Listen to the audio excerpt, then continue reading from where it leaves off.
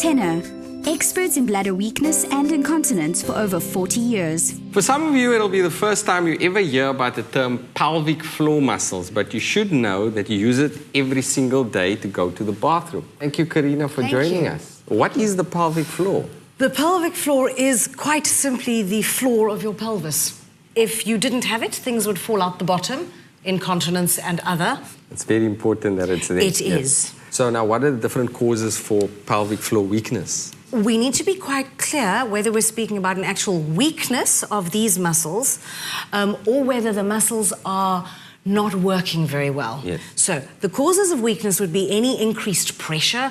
Simply being pregnant is a problem. Of course, there are many people who get through pregnancy absolutely fine. Absolutely fine. Some of the causes, any increased pressure, constipation, a chronic cough, periods of high impact.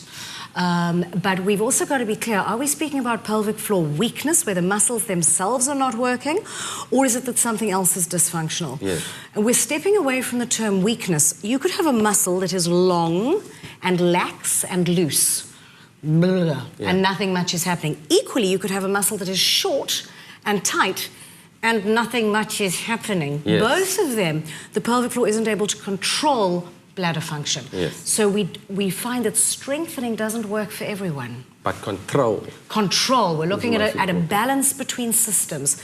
The pelvic floor impacting upon what's going on with the bladder or bowel, for that matter. And we can get some quite good results by focusing on a mindful awareness where you're able to use your muscles, not necessarily a rigid strengthening program, although both have their places. So, Corina, what are the various exercises that you can do to actually improve control of your pelvic floor? Probably the best umbrella advice is to have a relationship with it, mindful awareness, to be aware of a sensation of moving and letting go.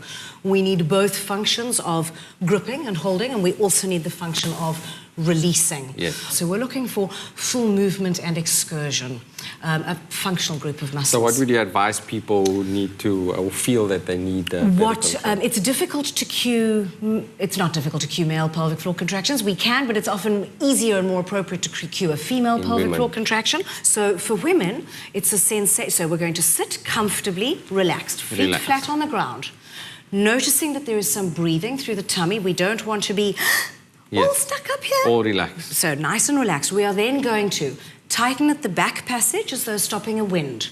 Move the sensation forward. And then at the very end, the feeling of stopping a wee at the front, just pinching a drop of urine. Yes. And then letting go. And we want to feel both the contraction and the relaxation. Okay. I just did it. You didn't notice. And we didn't know. Okay. Well is there any specific name to this exercise? Many people would call it a Kegel exercise or a pelvic floor contraction. I myself prefer pelvic floor relaxation because we imply that we get a squeeze and a release and therefore movement. Thank you so much, Corina. That was very informative.